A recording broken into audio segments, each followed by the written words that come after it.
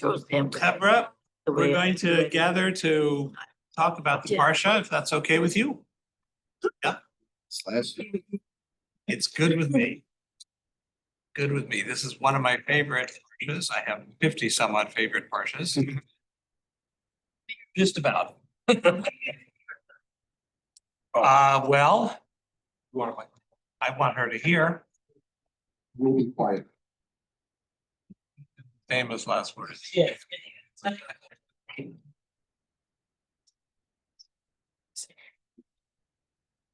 It was very funny.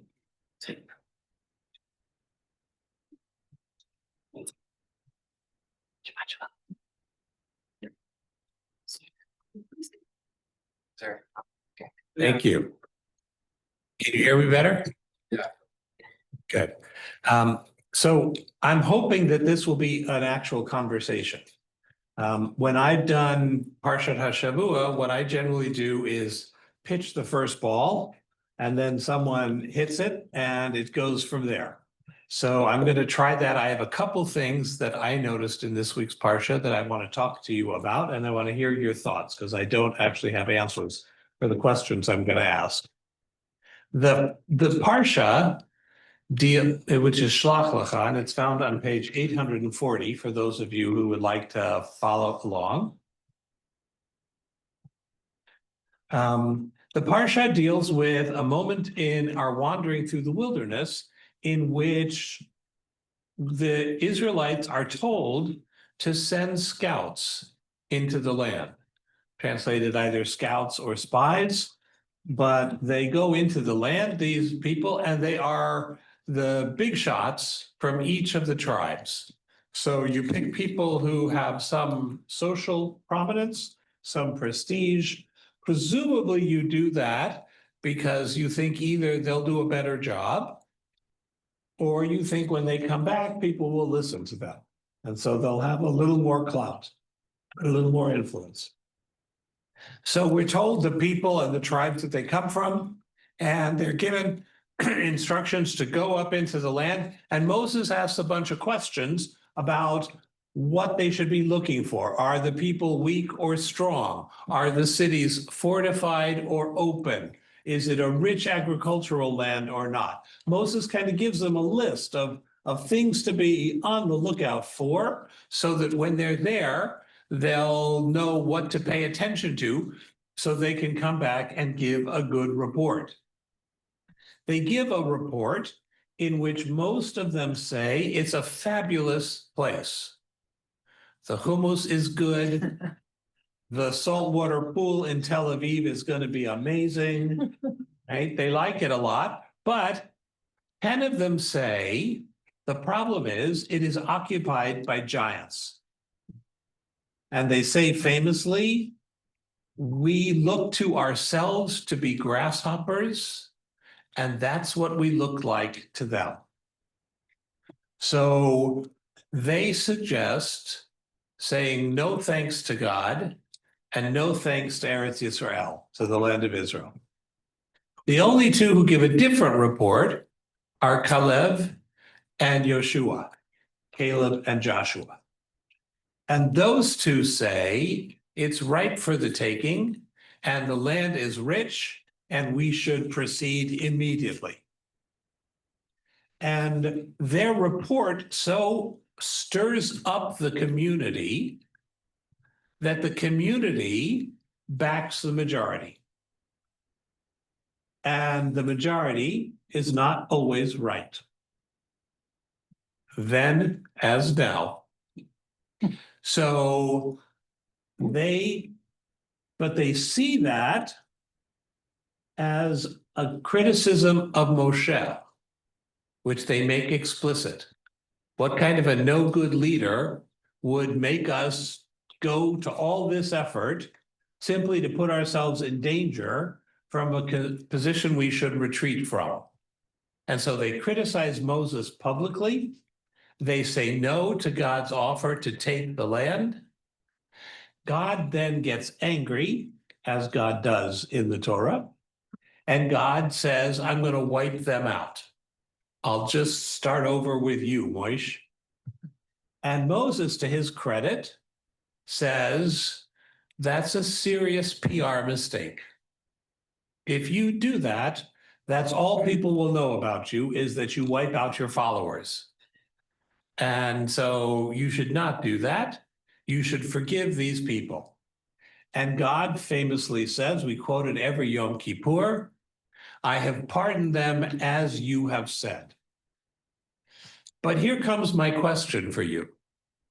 God says, I've pardoned them.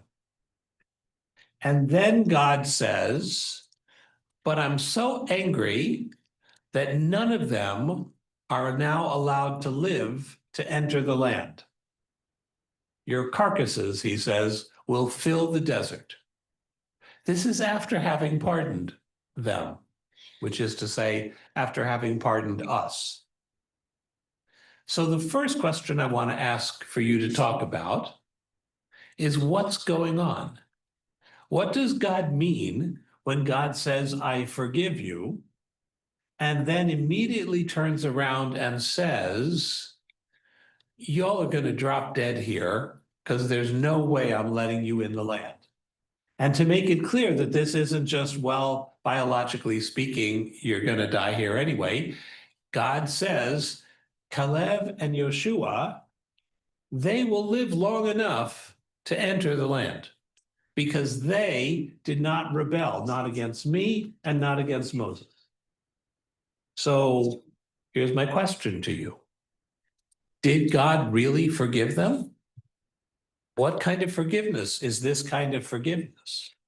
What's going on? It to teach a lesson that there is consequences to not to lying and to vilifying and doing wrong things. Great. So one possible answer is God is explaining that there are consequences.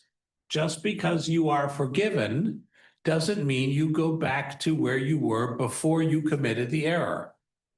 The error is the error, you made it, and there are consequences to be paid for that, but you are still forgiven. Okay, one possibility, yes. A lie, or was it their misperception of what they saw?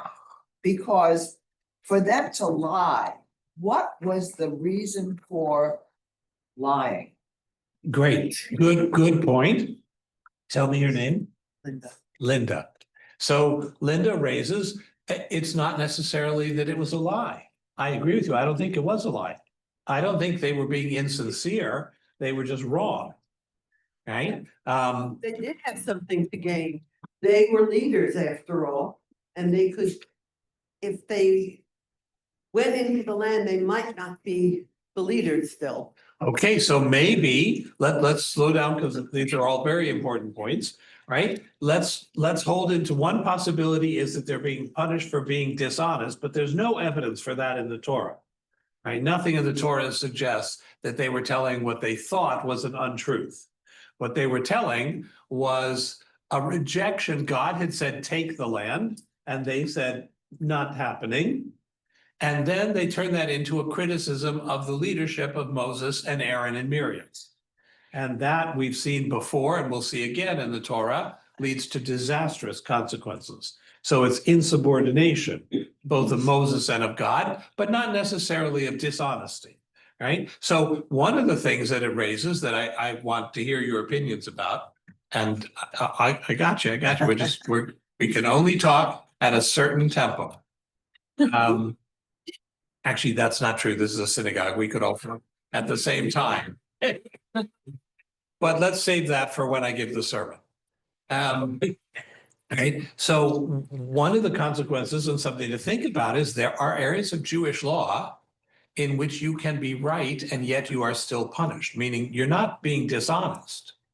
You think you're telling the truth, but you happen to be wrong, right? If you commit a sin, even with the best of intentions, you didn't know you were sinning, there's still an offering to be made, right? So you didn't know it was ham in that sandwich, and it's mighty good. I will tell you that as someone who grew up eating the stuff, it's delicious, right? That even though you didn't know there was ham in it, you still bring an atonement offering, right? There are still consequences, even to knowledge you don't have. Now, repeat what you said? Yeah. Um, You and me both. All right, well, you'll come back to it.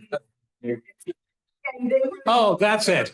Okay, excellent. So here's a sociological take on it, right? A political science take. These people had established great influence in the wilderness.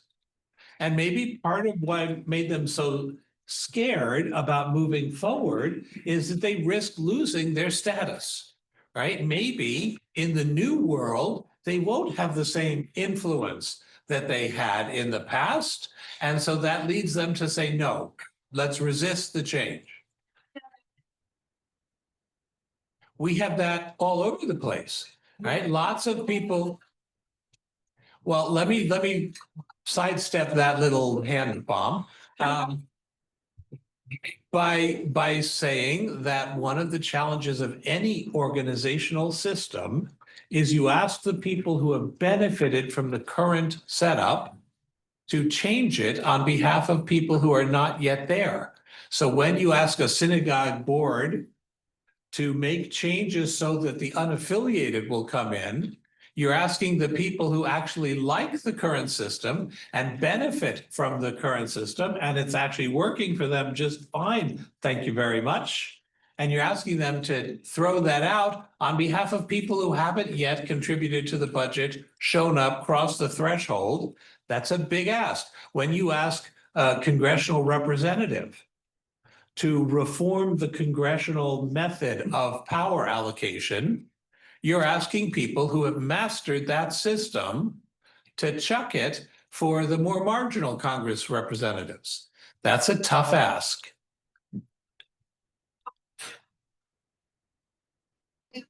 Because I'm older, I think I go with, I am very resistant to all this technology. It's not that it Right. have difficulty, but I still believe in a certain, in certain things ourselves. In other words, I don't like everything being thrown out and tried new at once. And that's what they were. Great. So that is. Go to another country. Got it. Yeah. Got it. That's. Left in-laws, my husband, I mean, they were resistant because my father-in-law wouldn't be able to get a job as a chemist. We're all afraid of change. We all have, and sometimes that fear of change is right, and then sometimes it's disastrously wrong. Sir.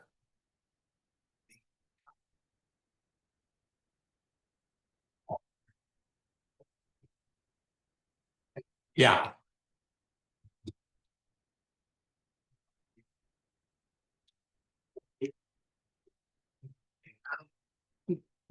Men responsibility, Great. how they had to make a living, they had to plow the field. You know, they had to depend on good weather and, build cities, so on and so forth. And engaged in a war of conquest. Right. There was a lot going on. They were happy, they were. Great. So wonderful point, that in the wilderness, they had all their needs met. And the tradition expands on that. It says their clothing didn't fray, their sandals didn't break. They were comfortable. There was always temperate weather. It was more or less Santa Monica in the Middle East. And all the manna you could eat, right? Which the legend says it tasted like whatever you were hungry for that day. So pretty good deal. And they're worried that they're going to have to go into the land, and all of a sudden, all of that comfort gets taken away. Does that remind you of any other biblical story? Adam and Eve, right? So look at how the Torah keeps echoing. We are always thrown out of the garden against our will, right? Which is a beautiful metaphor of moving from childhood to adulthood, right? And that challenge leads some people to say, no, I'd rather be stultified and comfortable then take the risk of my own struggle. Correct. Going It's going from dependence to freedom, and there are plenty of us who would opt for dependence if we were given the choice. Yes, all right, I wanna go, yes. Building off of what Ivan just said, we saw these people struggling with receiving the mitzvot, the redemption. I could almost see them characterizing themselves as grasshoppers against the giant of God. And here, 80% of them are saying, we can't yet take on what we're being asked to take on. And God beginning to realize that this partnership is not going to be an immediate 50-50. There's going to be a gradual transition. And that's a way to think of it also. Okay, but let me tweak that a bit. Sure. Thank you. That was actually just rhetorical. Sure. You're a tough crowd. Sure. Certainly. One of the contrasts that this parsha lays out is that they have no problem opposing God. That's easy. It's opposing each other that they have no ability with. And how often is that true of us? That the social pressure to conform, to have the same opinion as your seatmate, to dress the same, look the same, think the same, is overwhelming. But the ability to say to God, no, we're not going to do that. Not happening. That they have no problem with. And part of that is what the rebellion is about, right? They're good at saying no to God. They're just not so good at doing that with each other. Yeah. We've gotten away from your original question. I want to go. You frame it as God, your question was, has God really forgiven them? So let's come at it a little differently, psychological thing, and say that their error was certainly not in lying. It was in their misperception. And God, not that I want to be an apologist for God, but I'm going to be for you. Their error was their misperception, that they looked so high and couldn't do it. And God in that moment understood these people are not the people that can do what needs to be done. Good. And so it was not so much a punishment, as, in a way, a statement of fact and reality. Okay. Great. So one of the things that I think is built into this painful, difficult story, I love the Torah's realism, right? And the realism is sometimes really uncomfortable because reality has some bumps in it. But one of the realities is it's a good thing that we are finite because we become habituated to our normal and then we can't let go. And there needs to be a new group of people who show up for whom that isn't normal, right? So, those of us who are my age and older, which is a fair chunk of us, we grew up with certain gender expectations. We grew up with class expectations, race expectations. We grew up with a kind of notion that we shouldn't be too Jewish out in the street, right? There's a whole lot of things that we absorbed just to make it in the world. And then our kids and their kids, they grow up in a completely different environment in which what's normal for us is not normal anymore. And our normal looks ridiculously oppressive to them and not relevant to their world. And as much as we try to listen to them and take it seriously, I remember my grandmother, when my oldest cousin became a teenager in the 60s, and his hair went from crew cut to Jesus length, right?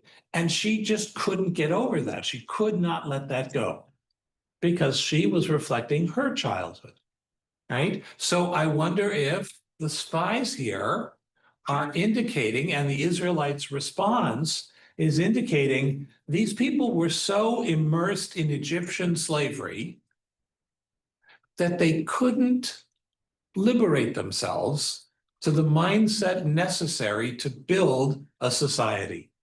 And so maybe not a punishment, in the same way that maybe being kicked out of the Garden of Eden wasn't a punishment either. Maybe that was an opportunity, right? But it sure was felt as punitive, right? And for this generation to be told, you're never going to be the ones to build a free Jewish society in India. You can't. But your grandchildren, they will. So raise them to do what you can't, which in a sense is, again, a beautiful metaphor for what we're all asked to do. If I could just share two thoughts. One, I'm training rabbinical students. And the problem for me is I can be a really excellent rabbi for 1973. I could do that in my sleep. The problem is there's not much of a job market for 1973 rabbis. So it's not a great strategy. And so I'm in a sense training my students to do stuff that I can't imagine. And the remarkable paradox of rabbinic training is I tool them up for a world I can't enter. And then I go visit them at their synagogues or their communities, and they're creating wellness centers, and they're doing spiritual things, and they're doing stuff. And half the time they say, well, this is the guy who taught me that. I never taught you that. No. Right? But what, It sounds like the Akiba story. correct, but because that story gets repeated in our own lives too. Don't we do that with our children and our grandchildren? We prepare them not for the world we came from. We prepare them for a world we can't imagine, right? And that's the fragile miracle of human continuity and discontinuity. You have to let go, right? So here too, maybe God is saying, be the ones who are the transition, and that's enough. Any other thoughts? I wanted to start with people who haven't yet spoken, because I know that the people who've spoken can speak. So to go along with that, it also could be that they were not at a spiritual level to follow God, and also that they didn't believe in themselves enough that they could do Right. this. So they lacked the ability to have that strength to go forward. Great. So let's look at one of the paradoxes of the Torah. The people who you're saying don't have a spiritual level sufficient are the people who witnessed the plagues in Egypt. They witnessed the death of Pharaoh's son. They witnessed the drowning of the Egyptian army, the splitting of the Nile, right? They saw all of that by hand. They watched manna come down from heaven, and they don't have enough faith. This is a generation that experienced more miracles per square inch than any human generation, and they lack, well, I understand. So hold on, we'll get to the psychology side in a minute. Right now, I want to make a theology point, and then I'll make a spiritual, a psychological point. Maybe what the Torah is teaching us is miracles are really bad ways of creating faith. If your faith depends on miracles, then you're going to be stuck with special effects your whole life. And here's the bad news. At some point, we all get sick and die. Just built into the human condition. And if your faith is so fragile that only special effects keeps you going, you will be abandoned at some point in your life when you most need faith. So you have a period of time to kick free of miracles. If you watch the arc of the Torah, there's more God talking and more miracles at the beginning, and by the end, no miracles, and God is silent.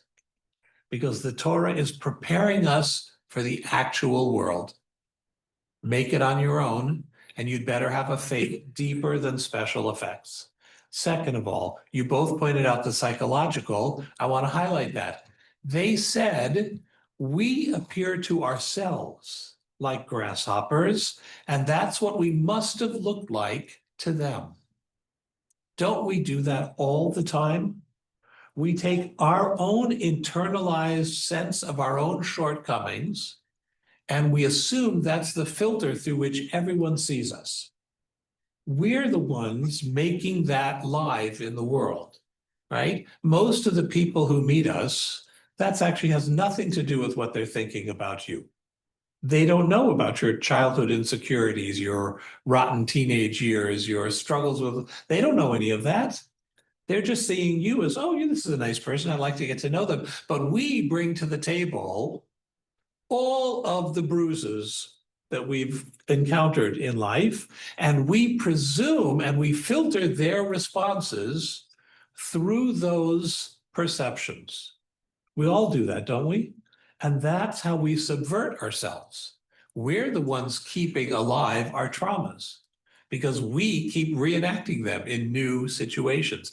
That's what they do. If they could have said, we seem like grasshoppers, but God, if you're telling us to take a chance to let it go, okay, let's do that. That would have led to a different outcome. Okay, others who haven't spoken yet. Slightly off course. It's been going around in my head, especially the past week and beyond, that Israel's told that Iran is so strong and powerful, and we're this little teeny country, we shouldn't take them on. And the United States, told them not to do that, and still they had the confidence, maybe that the Israelites didn't in the desert. And same with Hezbollah, they've got tens of thousands of rockets, you can start up with them. And anyway, maybe we've changed a little and become a little braver, I don't know. Great, so we will talk about Israel later, and I see that Nelson has something to say. So Nelson, you're next. First, let me apologize. The camera. Yeah, Nelson, next means after me. First, let me apologize. My camera's not working. I'm not trying to hide. Everybody there knows what I look like except you. You look like a camera. I do at the moment, yes. Nelson, It's okay. I'm the enforcer. You are, but let go.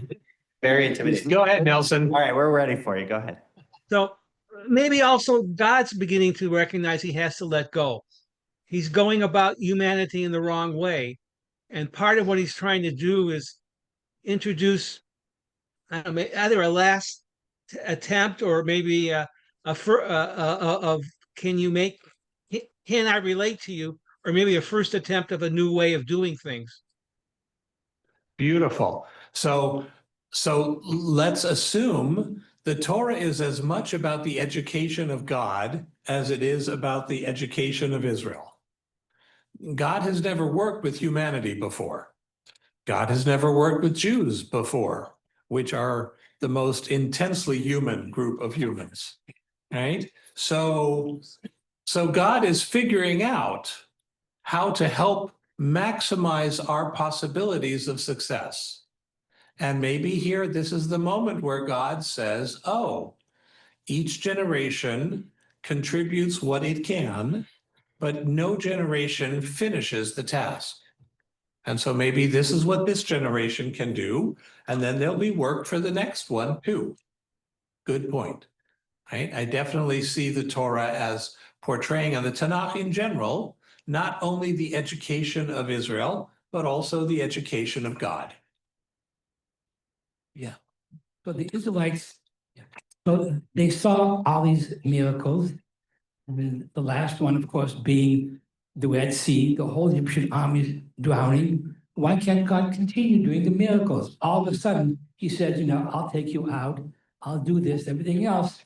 And now he's turning around and says, you guys are going to go fight. I'm stepping back. Great. So why can't God in the Torah just keep cranking out miracles? That's such a good question that I'm not going to give you the first answer. I'm going to let you take a stab at that. Yeah. He does when we get to Joshua, because they conquer when he says they should conquer, not when they go when he doesn't say conquer. Correct. Okay, look, so God does do miracles in the Tanakh as well, but less. You're not wrong to say that kind of slaves. Rather than God. God has a plan, and I understand that he can't be there all the time. I'm thinking perhaps. Wait, why can't he?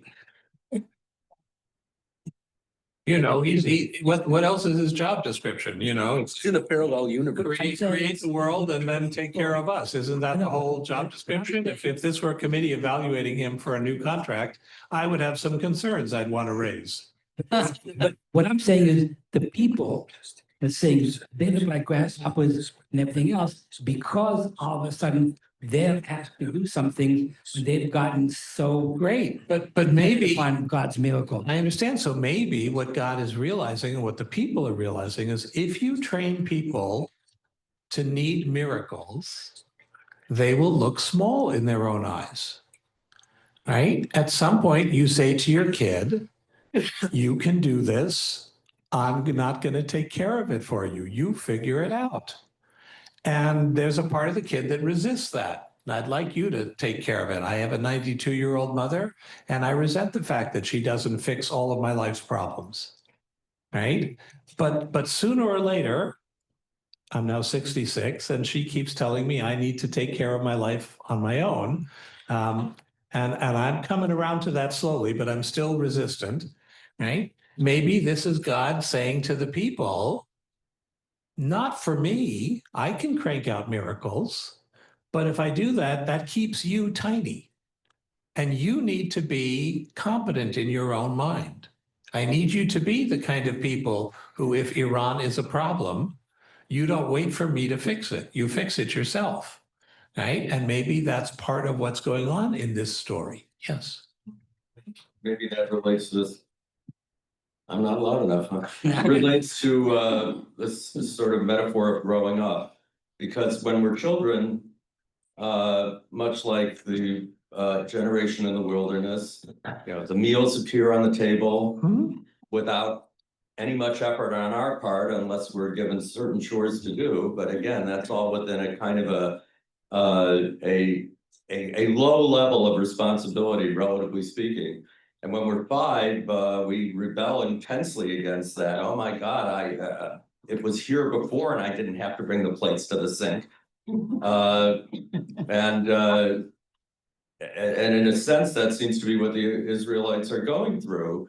Yes. Because as Ivan was alluding to, and I decided to throw in, and they have to do this with war. Nobody's giving it. It's the promised land, but nobody's just giving it to them. Right. They have to displace the inhabitants, and it's not easy. Correct. And that is, in a sense, a metaphor for really what life is like. We get grades in school, but in life, you just have your experiences, and whether you're successful or not, and whether you view yourself that way, vis-a-vis other people, what you think is important, what decisions you make are increasingly your decisions and not somebody else's decision or even advice. Great. So the requirement to take responsibility for your own life. I'll tell you a story. I'm hoping this is no longer true, but I suspect it probably is.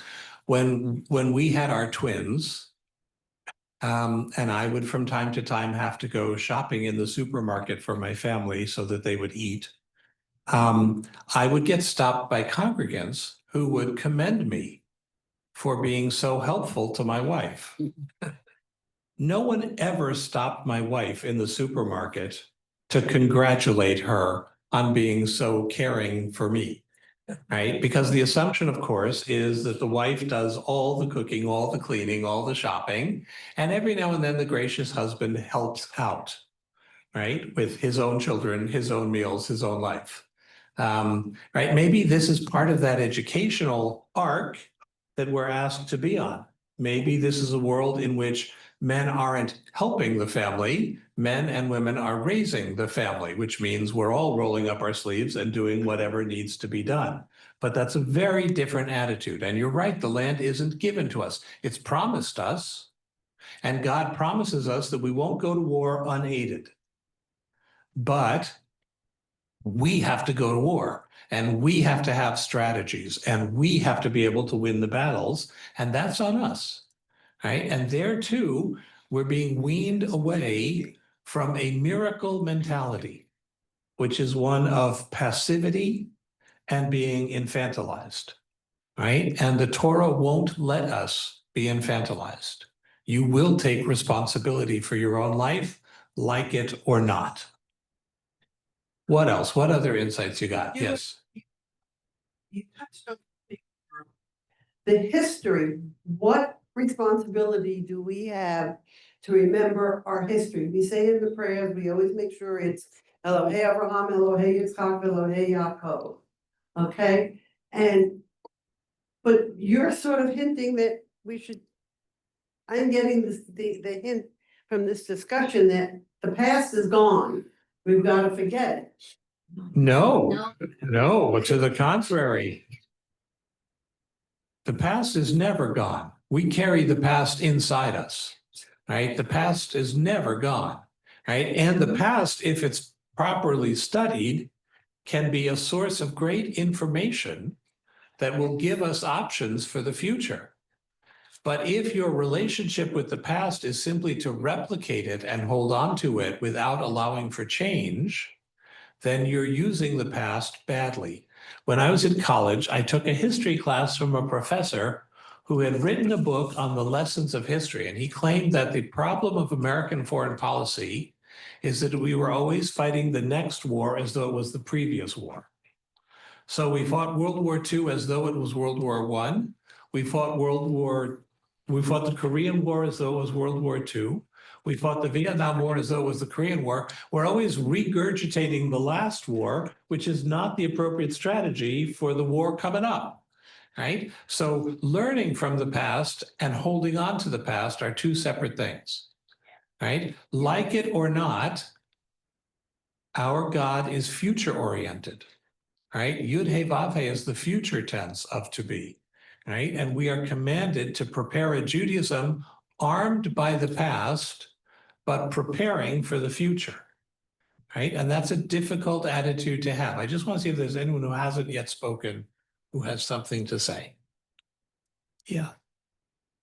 I don't know if I speak for the majority or not, but number one, I feel there's miracles every day. And it is not something that would distance me from being Jewish. As a matter of fact, I embrace them. Mm-hmm. So that's number one.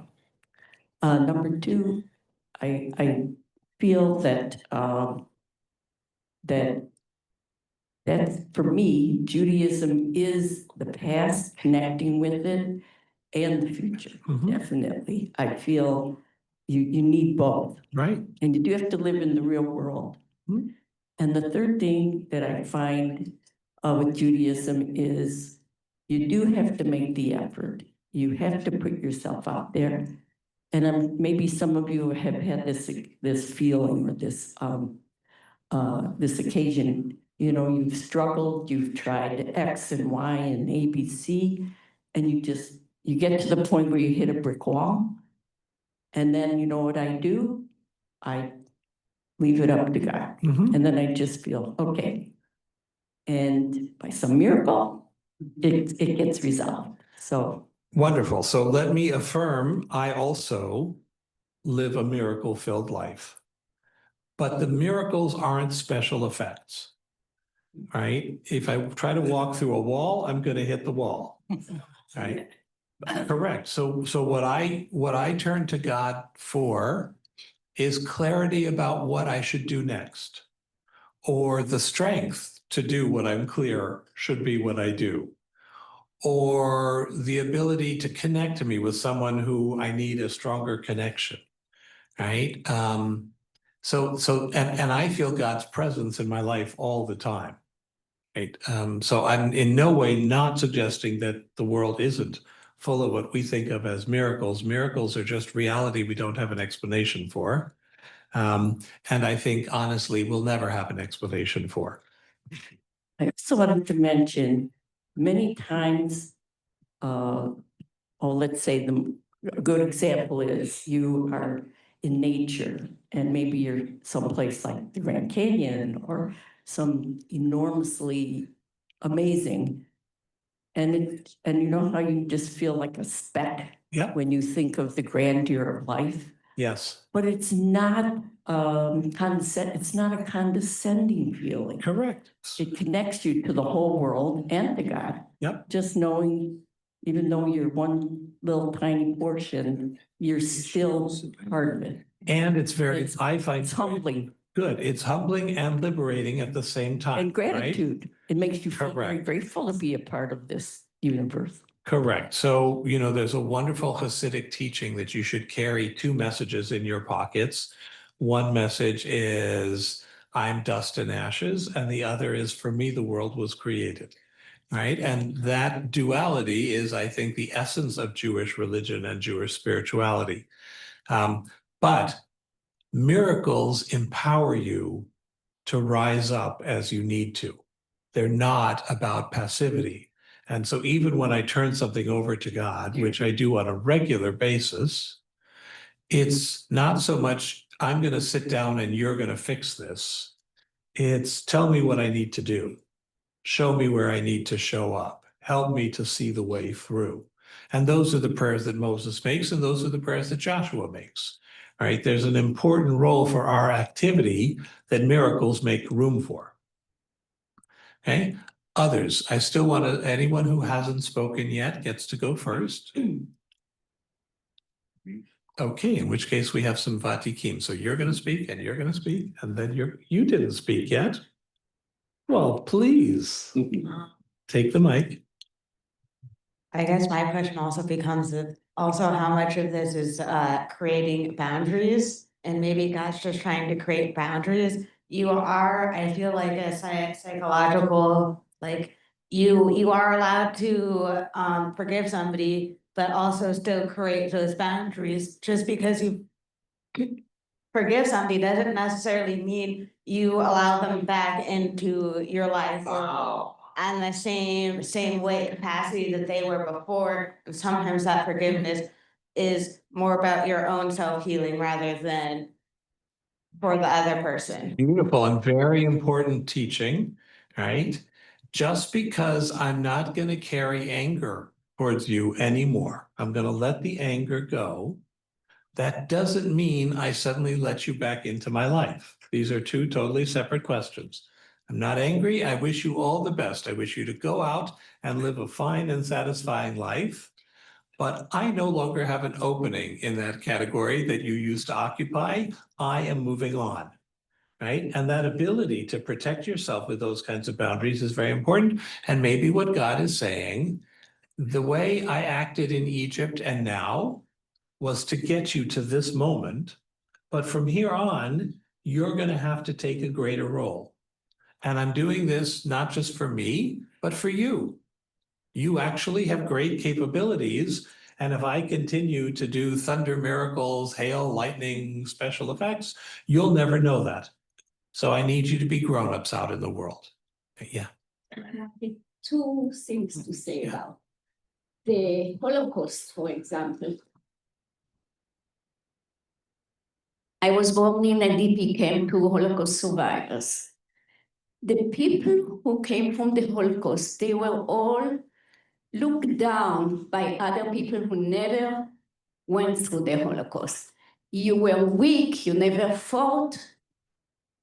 That's wrong, okay? Yeah. And the ones who really took into their heart all those things became incompetent. They couldn't raise healthy children. They carried all the things, all the trauma that they went through, they carried with them. They couldn't trust anybody, not their neighbors who gave them up. But by the same token, the ones who were able to forgive and not to hate, the main thing is the hatred that poisons everything. And we see time and time again all over the history. Not only this, okay? The other example that I wanted to say, it's like children. We teach them, they fall, they get up, we help them at the beginning, but they learn to help themselves. They get up, and by experience, they learn to grow. A good teacher is one that is able to teach the next generation and to explain to him how to expand and get better in everything, and not to dwell on their miseries. And that's why we are successfully Israel. The Gola mentality is very bad for the Jews. They want to assimilate and they want to look like everybody else, so nobody will say, you are Jewish, you are different, okay?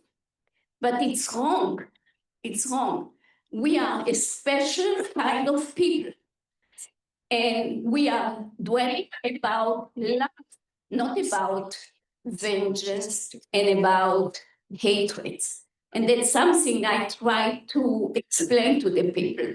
The people who have this self deprivation, they beat themselves down that they are not good enough or something like this. They will never succeed.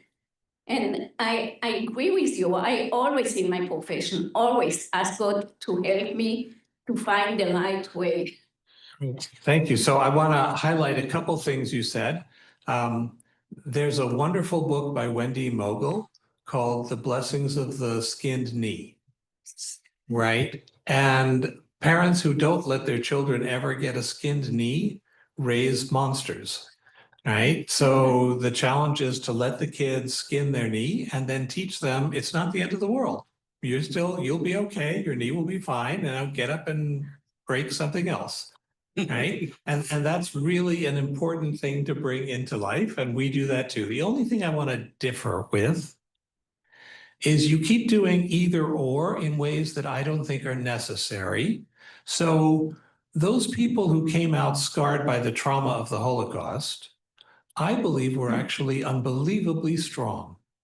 If you have everything taken away from you, and then you still risk marriage and children and community, well, of course, your wounds are going to come up naturally. Life happened to you in a way that is inconceivable to the rest of us. But what I see from those people is their unbelievable strength, their willingness to keep going. And then the other thing I want to say is the Gola mentality, so-called, is an early Zionist fiction. It's not true. And what I want to change that true, what's true about it is that many people feel the need to conform. I wish it were true that that was only true in the diaspora and not true in the land of Israel, but there are plenty of Israeli Jews who have to conform to the social expectations, just like Jews in America, many do. This is just part of being human. And I recently did a short video in which I advocated being a woke Jew. Woke. Right?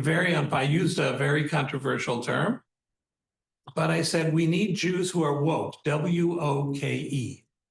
Okay? We need Jews to be woke, which is to say we need to believe in the liberation of all people, and we need to believe in the liberation of our own people. We need to believe in the value of other people re-embracing their own cultures, and we need to believe in the value of our embracing our own cultures. We need to embrace the right of other people to self-determination, and we need to insist on our right to self-determination. We need to insist that no one should be marginalized, but we need to make explicit that includes us. We need to be anti-racism, and we need to point out that being anti-Semitic is racist. We need to be able to be no less woke about our own Jewish identity than we are for the identities of other peoples too. And we need to be no less insistent on their identities as we are on our own. That to me is the model of a woke Jew. Okay, yes. Elizabeth Cady Stanton, the great suffragist, when women would come and say, I love your efforts, I will pray for you, she says, God prefers people who pray with their hands and feet. Yes. I'm a psychiatrist, and oftentimes I will get patients to pressure me to give answers. And what I give to people are questions, and then more questions, and then more questions. And if I have an idea about what might work, it gets posed as a question because the ultimate solution they must make their own. And I can give them ideas to process in with that. But if I give them the answer, it's not going to work. They're not going to be able to make it work for them. Beautiful. So that's such an important point. Maybe God is here being a really good therapist. Right? And let me point out, in the realm of questions, I love this statistic. This is my favorite rabbinic statistic. The Talmud, you know, that great compendium of rabbinic debate, has 5,000 disagreements. Do you know how many resolutions it has? 50. Exactly 50. So it raises 5,000 debates and it resolves 50 of them. And you can either assume that's a huge oversight on the part of the editors of the Talmud, but they're really smart guys. So I don't think that's it. I think they realize questions open things up and answers shut things down, right? And so the work of a great therapist, it's clear you are one of those, is to be able to ask the provocative questions that allows the individual to grow into the next step. Right. And that next step may not be what the therapist would do in that situation. It's often not. It's what they need to do. And maybe that's what God is saying here with the spies, which is, I'm going to create an opening for you, but you have to figure out how to take it. Because notice that at the end, when the people hear that they're not going to get to go into the land, they say, okay, we'll fix this. We'll go into the land now. And it's a disaster. Because the solution isn't to take on the imposed answer of someone else. It has to be authentic to yourself. It has to come from within, right? And that is both good therapy, but I think it's also the lesson the Torah wants to bring us to is you need to make this journey to the promise your own. And it needs to come from a place of integrity, right? Otherwise, you're still in Egypt. Right? That's the Galut mentality. You're still in Egypt, right? They're the ones who built the country. They came from. Right, exactly. No, we're agreeing. Absolutely.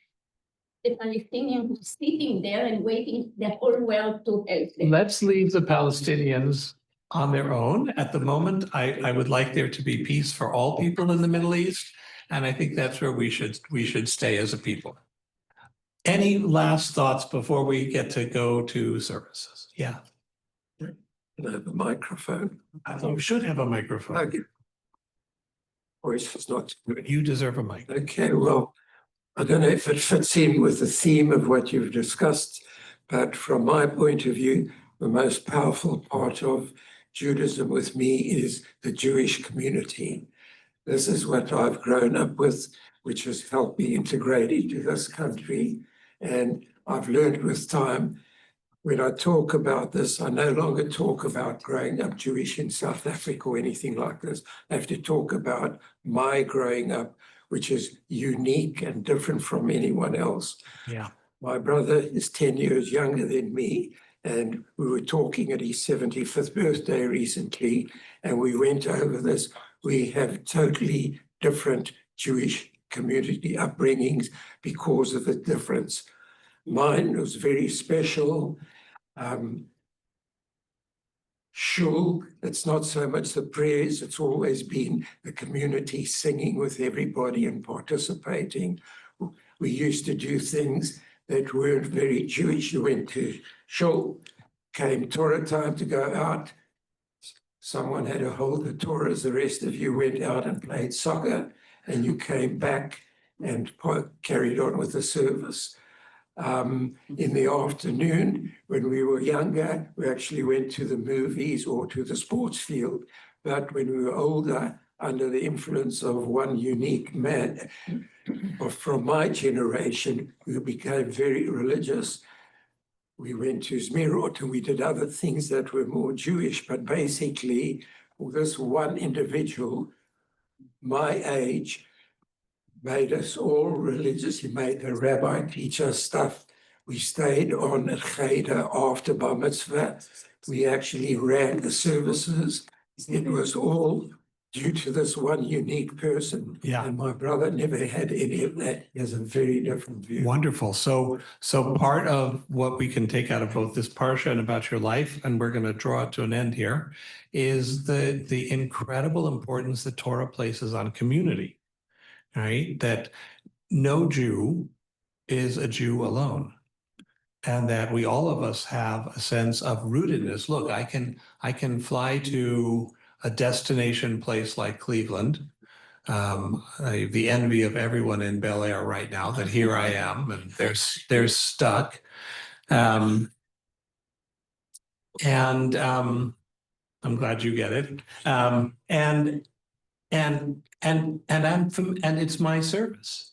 Like, that's a miracle, right? That is a miracle. You can go anywhere in the world and be at home in a Jewish community. And you will have brothers and sisters who look out for you anywhere in the world, even where they don't know you. And that's something that we often take for granted. But it is one of the great miracles of Jewish peoplehood. I would argue that's not separate from the religion, that in fact, the religion is an expression of that belonging and that peoplehood, and it keeps it going.